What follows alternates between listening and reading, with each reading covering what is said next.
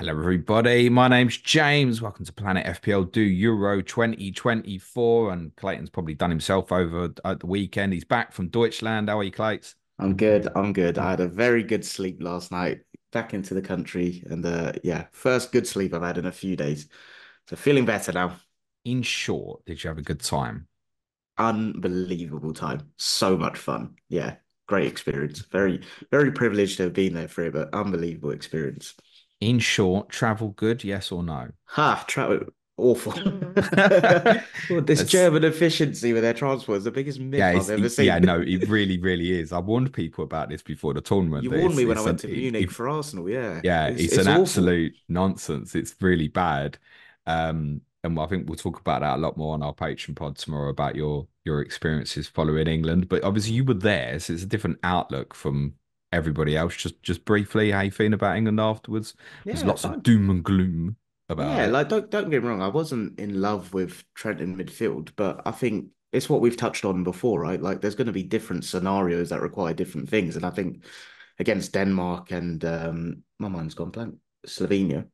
Yeah, I'm happy to continue with Trent in midfield. There'll be certain games I absolutely want a Gallagher in there, but overall, especially the first, I must uh caveat this with I had a lot of alcohol, so I wouldn't say my tactical view of the game was astute to say. Of But course, I it thought that, wasn't in row one on your and row side. one as well, Is that yeah. So because you and your mate are like part of the England Ultras and you demanded you be row one? Is that what exactly, this was? had to give it the big and yeah, we were next to the friends and families actually of the players, which was quite cool. So I could see Oh, Joe any barely. wags you want to Yeah, talk yeah. about or? Kane's wife was Kane's missus, Katie was there, was she? That's Katie. nice. Katie, that's her name. Yeah.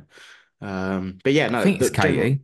I hope it's And Katie. Yeah, mine's called Katie, so that might be the yeah. blank I'm having. But yeah, no, general summary. I thought we started really well. I thought the way we were popping it around, especially in that kind of first half, maybe was really impressive. And yeah, obviously when we go 1-0 up after 13 minutes, you hope you're going to go and make it 2-3. But it's like get the win, move on. And it's torn. There's 6, 7 games. Like it doesn't have to be pretty the whole time. I get it. Like this squad is capable of doing more, and I'll probably be one of the first to come out and say if we go out, oh, we could have should have done better. But from what I saw, I was calm with it, and I think we've got a really good squad to rotate, maximize talent and stuff. So I'm chill. I'm I don't confident. know if people feel a little bit better today as well after the games yesterday, because I think beforehand it's like shit, Germany were very impressive. Spain were obviously impressive. The Dutch won before us as well. All the favourites were winning anyway, so it was kind of the minimum requirement. I don't know if after yesterday, with Belgium losing and France had a difficult game last night as well, if people were a little bit more, oh, okay, look, the points are on the board. That's all right. Let's move forward, basically. So Yeah, and this is what my mate and I on the way home were saying. Like, if you could take the so-called air quotes favorites, none of them have really blown anyone away, other than Germany against, with respect, a very poor Scotland team. So, yeah, I think it's the first game. Like, I'm very relaxed. I was enthused with what I saw in large periods in the first half. Was hoping for a bit more in the second half, but it is what it is. Got the job done. On to the next one. And I think the other thing you said is don't peak too early in these tournaments, right? If we come into our groove kind of in the knockout stages, then no one will be talking about the performance on Sunday. the one that sticks out is one you and I had mentioned in one of our Patreon pods last week, the Netherlands in 2008, who had France and Italy in their group. I want to say they beat Italy 4-1 and France 3-0 That in was their it, yeah. first two games. And everybody went, oh, they're winning it. Yeah. They're incredible. Got well beat by Russia in the quarterfinal. And that was only 16 team tournament as well. So it wasn't a last 16 game as first as well. So yeah, it's not how you start, kids. Yeah. It's how you finish, and we might finish badly, by the way. Yeah. But yeah, calm down, as discussed yesterday. How's Euro fantasy going, pal? I think, well, I've not really been engaged to see what a good score is and stuff, but I'm on 59 points so far. Must say, I haven't had a captaincy return yet, though, so I will be twisting tonight and going for Bruno Fernandes. But yeah, 59 points for me. My boy Hanko came in clutch with a 7 point. Yeah, but um, can you just admit to everyone that I called him on the podcast last week? I said, "Oh, Clayton's boy, Hanko." And what did you message me? no, You because went, "He ain't my you boy." said Clayton's definitely gonna put him in. I was like, I'm not definitely putting him. Yeah, And and then you you did. made I did because you made me feel like a bit of a coward for taking him out. So I put him in, and yeah, I didn't see that game because I was traveling back yesterday. But apparently he was doing pretty well. Only other I say only the Germans returned for me, so I had Havertz and Wirtz. Got a clean sheet from Pickford in there, and I can't pronounce his name properly. Wout Fass. Five. Woot, Is that not how you say it? woot. Is it Wout? Sideshow Bob too. I mean, he It's Sideshow literally is. Bob too. I'll go with He that. properly is the second coming of David Luiz. He has 5 minute periods. I think you're a really good player, and then the next 5 minutes, I'm like, oh my god, Yeah. he's all over the It place. is. It's carbon copy. It's quite scary actually. But yeah. So 59 points so far. And like I said, I'll be twisting from Romelu, yeah, apparently he should have had a bloody hat trick. I'll be twisting to Bruno tonight. 59 points for me. Bruno Fernandes and Cancelo to go. How about you? Yeah, fine. Just before I do me and yesterday, if you had Ronaldo as well as Fernandez coming into your team tonight, bearing in mind you wanted to captain one or the other, there were plenty of people in that scenario. Which one do you think you'd go? I think I probably would have gone Ronaldo to be fair if I Yeah, did I have think him. so. Yeah, I think I'm only going Bruno because he's my last heavy hitter left. But I was looking at the Germans. Like I did have it. I tried to go a bit hipster on day one. I went mistletoe. I did have it on Havertz all day and was like, oh, let me just have fun. But if I'm being honest with myself, I would have twisted it anyway on Havertz. So no regrets. Yeah, I think if I had the choice of Ronaldo or Fernandez tonight, I'd be going Ronaldo. It's almost like looking at it in hindsight and going, well, what did I got Ronaldo at the end, and I'm not going to do it. Yes. Yeah, I that's where I'd be going. I think as well, that's the more likely to get you something, even if it is just a goal and a 6 pointer or something. Yeah. That's whereas Bruno's more likely to blank, isn't he? Let's Yeah, put it I that think way. so. Out of the two, But I yeah. think there's a little bit of influence of seeing Vertz's kind of like 10 pointer, Jude Bellingham's 12 from just scoring the one goal basically, and thinking, oh, it's a bit easier to maybe hit the hole in the midfield area, but have got the score. Yeah. And obviously Jude massively helped by obviously getting the man of the match as well. In Ronaldo's case, like if he scores twice, he probably takes the award as well, doesn't he? Yeah. Yeah, So you'd think so. yeah, it would be Ronaldo for me. What would you do if you had Verbruggen, who scored 4 points, and you had Costa sitting on the bench? I think I'd keep that. I'm not sure, like twisting it for a marginal 2 points max, best case is worth it, unless he obviously gets a pen save and this and that. But I'd be spinning it. why? Because I think actually, no, you say best case 2 points. It's Oh, not, yeah, is sorry, it? it's not best case. That's the kind of flaw, I guess, of it. But The worst case is you probably hit a 1 or a 2 pointer. yeah, The best case is he keeps a clean sheet, makes a few saves, makes a pen save. So if it's your distance is much bigger on the top yeah, end the than it getting ceiling's a lot worse. higher, but like the probability of the kind of pen, like we always talk about pen saves, like how likely is that to actually happen? Like if he makes a few saves, gets a clean sheet, then what are we talking? 7, 8 points there? Mr. Video Editor Nico said they're definitely keeping the clean sheet tonight. Yeah. Yeah, I mean, I don't disagree. I wouldn't say definitely, but would I be surprised? Absolutely he's not. actually predicting 3 clean sheets for Portugal throughout the group. Is I it? mean, he's well short of confidence, as you well know, and I Yeah. can't say I blame him with No, the team I they've can't got. either. Although the closer it's got to them playing, the more I feel like people have been like, I don't get this hype. Oh, But really? I'm on board with it because the quality of the squad, the deeper it goes, that you can take one or two out if they lose a couple, Yeah, I'm and excited to see I them. don't think they get massively weakened. No. Should we go through the games? We shall. Before we do, you did ask how I was doing. So what are you on at the So moment? 59 with two to No, go, including a captain.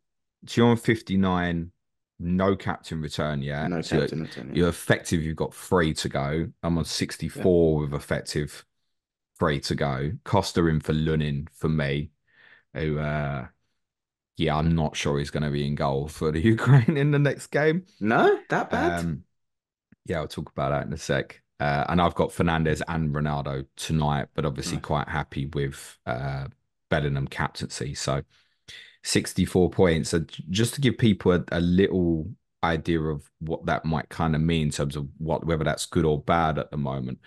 So that puts me on the world leaderboard currently at 81,000 Decent. out of 3 million players, which sounds good, but it looks better when I look at our actual mini league. which has got 708 in it at the moment. I'm sitting 15th. Wow. So that tells me, like, from an engagement perspective, Yeah. that's going pretty well so far. But I also acknowledge that any of Ronaldo or Fernandez return tonight, and that Yeah. probably gets worse because there are a lot of people who haven't hit a captaincy yet. So yeah, I think that's you're in a good position as well. I think Yeah. that's Quite a, happy with a that start. decent start. Let's talk yesterday's games. And you Yeah. ain't seen them, No, so so it, I've caught like the odd goal and yeah, I was trying to stream games on the train back, but signal wasn't great. So Romania 3, Ukraine nil was not something I would have predicted though. no. No, literally, me and Suj recorded our Q&A before, and I said, there won't be enough time to listen to it. I'll stick it out after the game. I opened with, like, congratulations to Ukraine on their 2-0 victory. Really straightforward. Yeah, that didn't come out in the wash looking badly at all. No, I mean, all the patron community at the moment are, like, digging out Callum Mates for saying that he's catfished us all Yeah. by telling us how He's shit hustled us Romania all, were. yeah. Yeah, basically. But he has said, he's reiterated, he's like, look, I'm as surprised as anybody. But also, it was exactly what he told us, was that Romania would rely on being very good defensively, which they were, but also just reacting on opponents' mistakes Sure. rather than, brilliance in terms of what they were doing. So you got two long distance goal, and obviously the I seen XG the ends up first one. higher because the third goal was from a set play that's essentially an open goal, which gives the game an interesting slant because I think we reflect on it after. Oh man, Romania were incredible, beat Ukraine 3-0, and it's an amazing result. But until Nicola Stanciu's brilliant first goal, probably the best goal we've seen so far, Ukraine were the better side Okay. for me, and Did didn't look like they were under duress. They were having plenty of moments, i.e. Mudryk carrying the ball. He is so frustrating, mate. yeah, yeah. You, It's you very watch him carry inconsistent, the isn't it? ball and you think, he might do them here. Yeah. And the decision making at the end or whatever it is just a short. We should remember he's young and Yeah. we make a lot of it because it's high profile and he's gone to Chelsea. But I don't know if it'll ever come out of him Convert to be the into player that Arsenal were obviously interested in as well. Um, but yeah, Romania took the game away from them at the start of the second half, which featured Lunin really should save the long distance shot from Marin. He lets it go under him. It was a really good strike, but he should certainly get hold of it. And it's Lunin give the ball away out for the first goal as well, which then Romania have reacted upon. And as I said, Stanciu scores this incredible goal. So there'll be a number of people with Lunin. There's in about a fifth of teams, including mine. and mine. And I was your other one as well. Yeah, but I have Pickford, so You kept with Pickford, yeah. obviously. Yeah. I don't think it'll start, mate. I Really? think, Look. yeah, there was enough debate about whether he was going to play or not Wow, okay. that I think he's ended up, because of the season he's had with Real Madrid, he's ended up getting the nod. I think that might change. And Interesting. there's every chance he won't play the next game against Slovakia, which you'd still want, wouldn't you? So I guess it is strategy dependent, but obviously you've got two transfers that you can use in between match days in the group. Would you be looking to move that? Would Yeah, so I mean, my intention is to run through with, and obviously just use the two free transfers before using Limitless in free. And it's like there's a number of players you think I'd like to swap them, but right in front of my face, I've got a real concern about Lunin playing and mm. obviously Frimpong of the Oh, of Dutch. course, yeah. And it's just going, should I just move those two? Whereas on what I watched yesterday, you go, yeah, FPL community darling, Georgi Sudakov. Yeah, I'd probably be looking to move that on what I watched yesterday because there Not wasn't great. anything. He was really quiet in the first half. And he seemed to take on a little bit more initiative once they were 3-0 down. He did actually have one really good effort from distance late in the game, but he was largely pretty quiet and was very much upstaged by Stanchu at the other end Yeah. at a million cheaper. And obviously, how you see it in your mind now is very, very different going into the next set of games. But it's worth remembering Romania obviously play Belgium next. Yeah. But is that the tougher game? We might come on to that in a second. It's flipped. This group's flipped on its head where the two favourites obviously lost yesterday. Yeah, there were some good performers for Romania yesterday. Keeper was good, Florin Nitter, much to the annoyance of anyone who went with Moldovan at Oh, 4.0. So a few in our Slack community were logging in to check their clean sheet points with about 10 minutes to go and then oh, realised because they ouch. were at work or whatever, realised he wasn't in the team. Shout out to Andre Radziu at right back with his blue hair. I've seen Stood that. out like What a a barnet. yeah, cracker. Yeah. Threw back memories of in 1998 when they all dyed their hair blonde. But that's one way to stand out at a major tournament. Another way is impressing in the way my boy did. I said to you off camera before we started, Radu Dragishin was outstanding. Yeah, that's what I've seen on Twitter as well. Everyone raving about his performance. He was really, really good. And at the top end, they had some dangerous stuff once they got there. So Sanchu's a really good player. Marin, who scored, was good. But Dennis Mann on the right was good. And Dennis Dragas up front, good as well. Florinel Coman, I thought, was the quieter of the attacking players. But you can see there's a little something about him as well. So definitely better than we were expecting. Yeah, And obviously, with the 3-goal victory, what it really means is probably 1 point from the last two and they'll go through. yeah. And listen, they'll be full of confidence as well. There's one absolutely brilliant shot of a fella who was in the crowd, and they were really colourful as well. Romania, it was like the Yeah, yellow it's version of really the Dutch nice. and stuff. Yeah, Yeah, and there's been a lot of really good colour like that at the stadiums. The noise feels like it's been really good and stuff yeah. as well.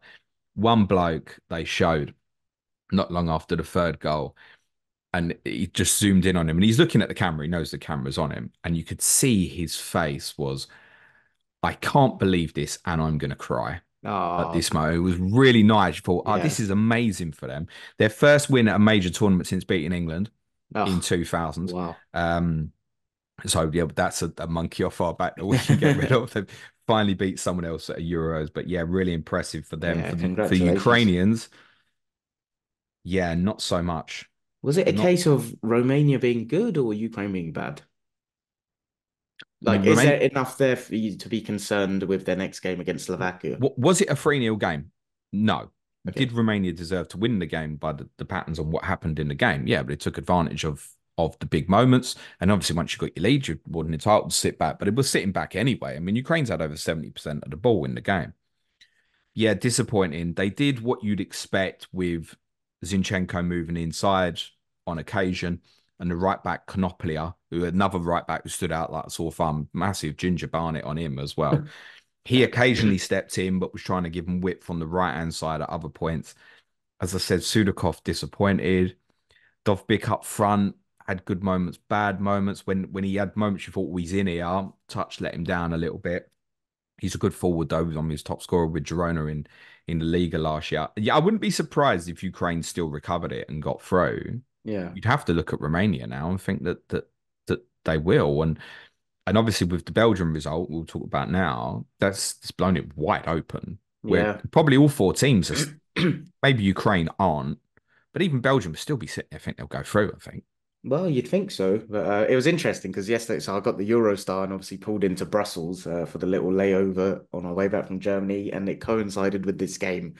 And all we couldn't find a pub that would let us in because it was rammed everywhere. So we just went to a restaurant nearby, streaming on our phones, and could just hear people shouting and shouting. And I was filming because I like filming things when I'm around. I accidentally caught a guy's reaction when Lukaku, his final goal was disallowed, and he's literally staring at my camera going.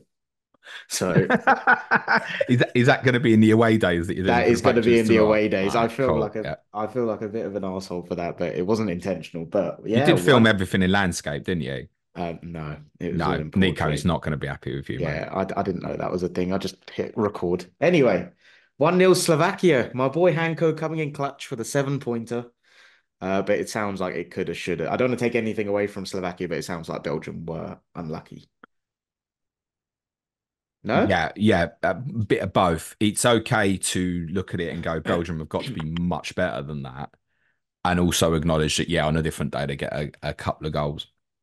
I think, look, it's easy to talk about Belgium, but focus on Slovakia a little bit first as well. So defensively, okay, your boy Hanko is quite interesting at left back. We'd all had I a should look be at a him scout, mate. pre-tournament because the attacking returns suggest to be stuff there, and the biggest moment of all was him clearing the shot from Bakayoko off the line. Milan Skriniar is a player many of us have been familiar with over the last couple of years. Good centre back. In midfield, they've got Duda and Kucha, who will be familiar to people, but anchoring that in the middle of the fray, Stanislav Lobotka was outstanding. in the middle of. He knits it together. They go and press in a 4-1-4-1. And quite brave. They really, even when they were holding on at the end, you say, okay, they've gone low black block defensively, but they're engaging. Like when Belgium were playing it around at the back, they're engaging, not just Sure. not just letting them come. So really interesting team. I quite like them off the ball. I mean, they couldn't keep hold of it in the second half, Okay.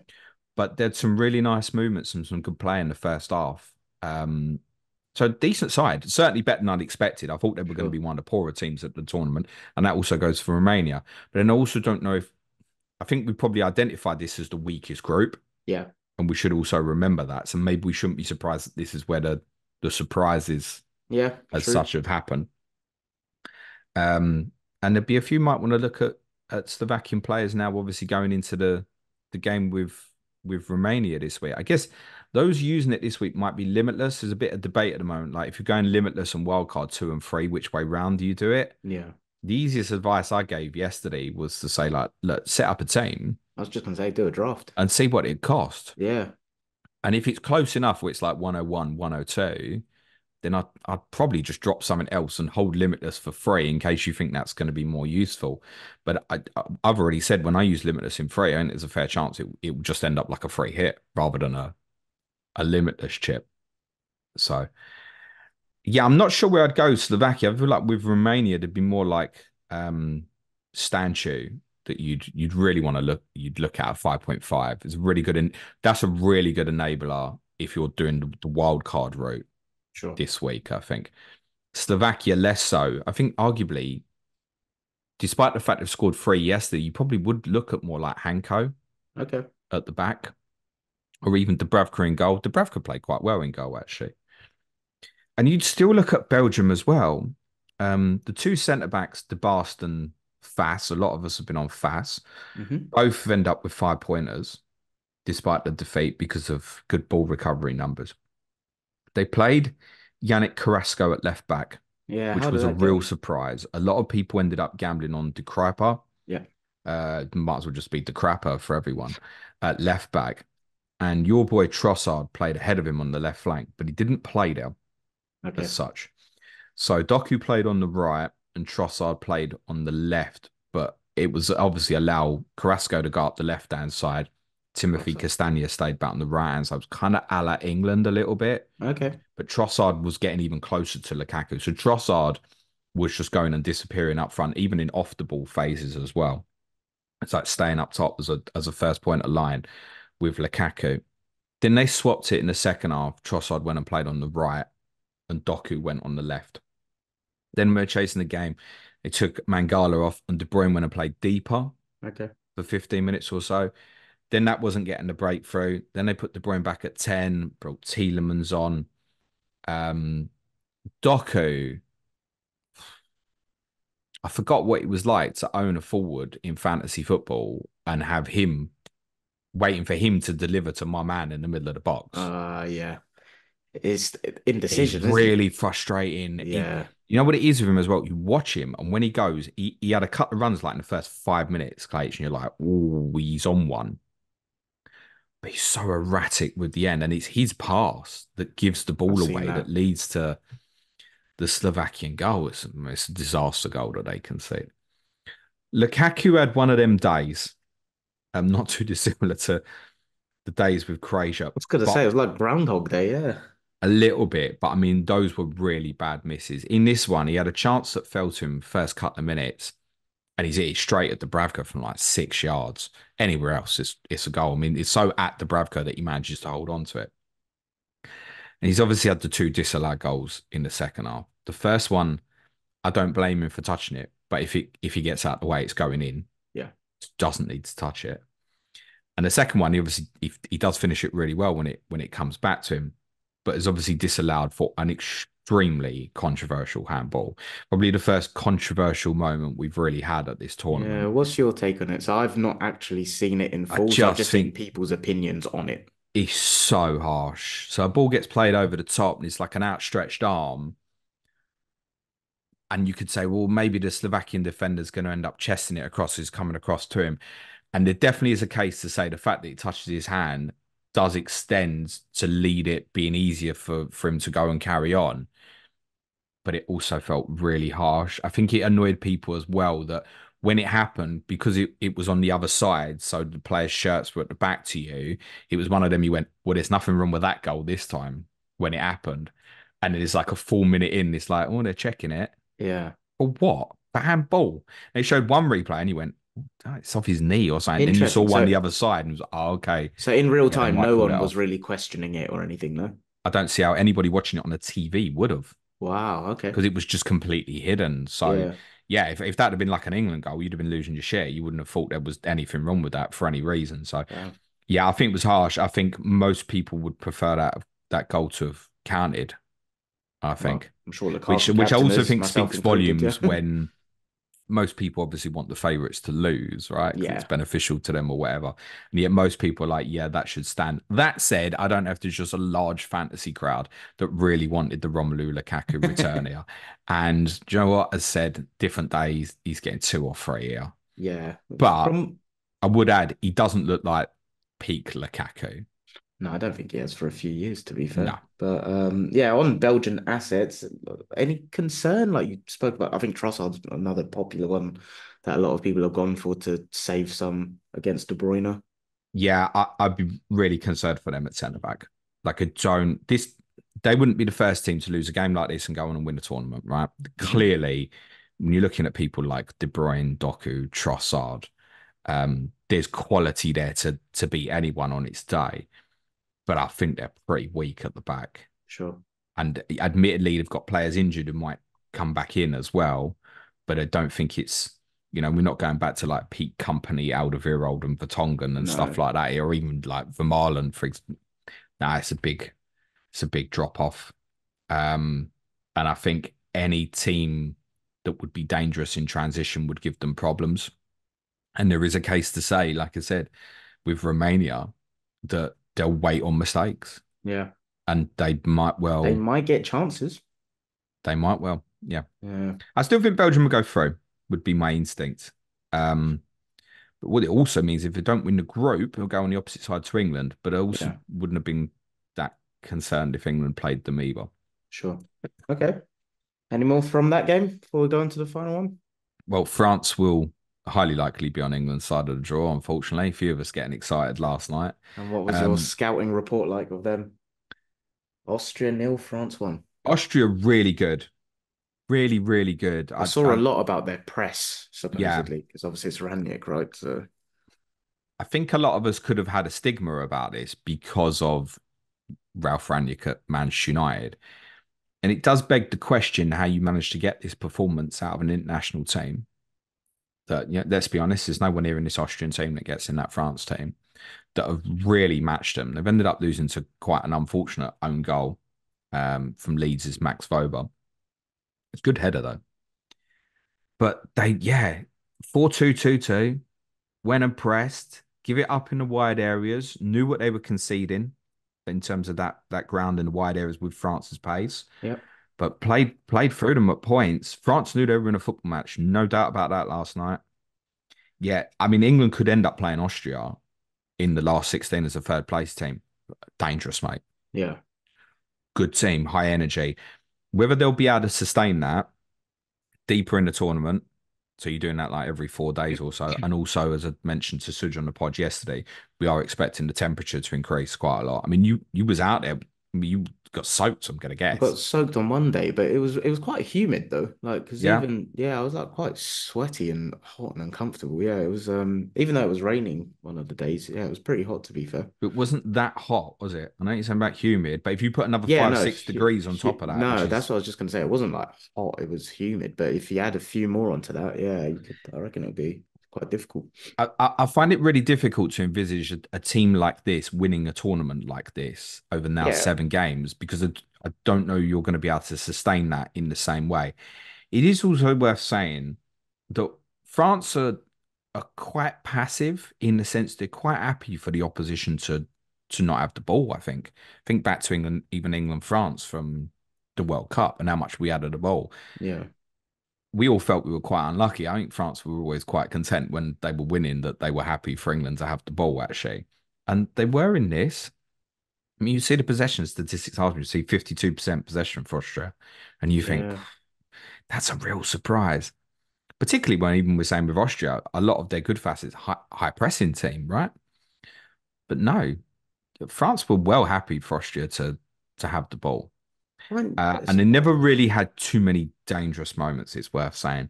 When Austria did, N'Golo Kante tended to mop it up. that's the only name I could see all over my timeline on the way home. Yeah, sounds like he's just never been away. Clearly, in his last few months at Chelsea, you could see he was regressing. Yeah, I don't know what he's eating at in Saudi Arabia, but that just looked like Pete and N'Golo Kante again.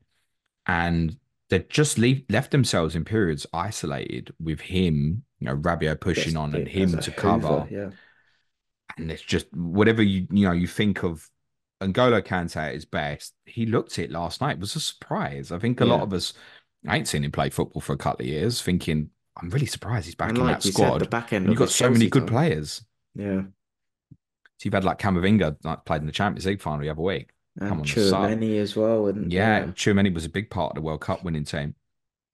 But you could see why Kante was back in it. It's yeah. absolutely brilliant. I find them a bit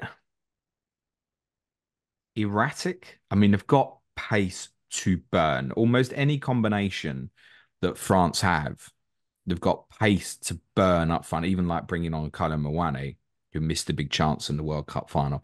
Dembele is quick as, Thuram's quick, Mbappe is on a different stratosphere of quick.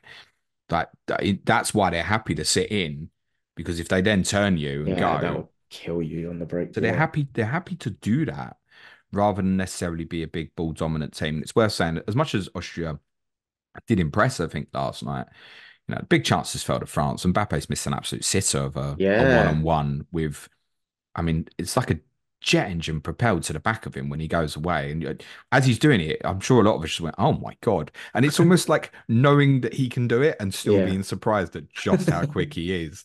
But he's missed a chance when he should just be rolling it in the corner. Actually, the headline out of it, of course, he's injury. Yeah. So Well, here's what we I'm not know good with stuff like that. at When I time of saw it, recording, 11 o'clock in the morning. Is we're pretty sure he's broke his nose. Most people were pretty sure about that last night as well. He's got himself the most comical of yellow cards, taking it upon himself to just go and we think taking it upon himself just to go and sit back on the pitch because the sub to come on for him had not been allowed. So he's just gone and walked on the pitch and just sat down to get the game stopped. The referee's not given any choice because it's clear there's claret coming from his face. He's got to stop the game. So obvious yellow card. I imagine there was a lot of last night. Oh, his tournament might be over. I find that really unlikely. The me key too. thing it sounds like the reports last night suggest he doesn't need an operation. If he'd needed an operation, if you read advice on what you should do for a broken nose, the general advice to a normal human being would be no sport for 2 weeks and no contact sport for 6 weeks. Yeah. Right Okay. now, if that's the real case, then there is a chance that he'd miss the tournament. But I straight away thought of an incident with Harry Kane. Yeah. Harry Kane broke his nose in a game for Tottenham in the 15-16 season against Crystal Palace. Now, there is the real difference to this in the sense that nobody knew that Kane had broken his nose, including he himself. He missed the game in Europa League 4 days later. He then did play in the Premier League 3 days after that. Now, I would suggest as Kane didn't know he'd broken his nose and nobody else did, his issue was probably not as bad as what we all saw with Mbappe last night. I would be extremely surprised if Mbappe played against the Netherlands on Friday. Hey, Extremely. interesting. Also, therefore, if they won the game, they're through.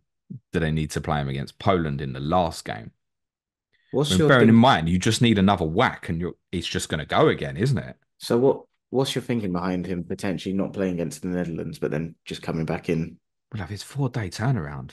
None of us Mm, can be sure what state his nose is in. yeah. But it wasn't like it was stopping last night or anything. That's why I say Kane's done his, where he's obviously taken a shove, but there's not real any claret or anything. He's continued the game, it's fine.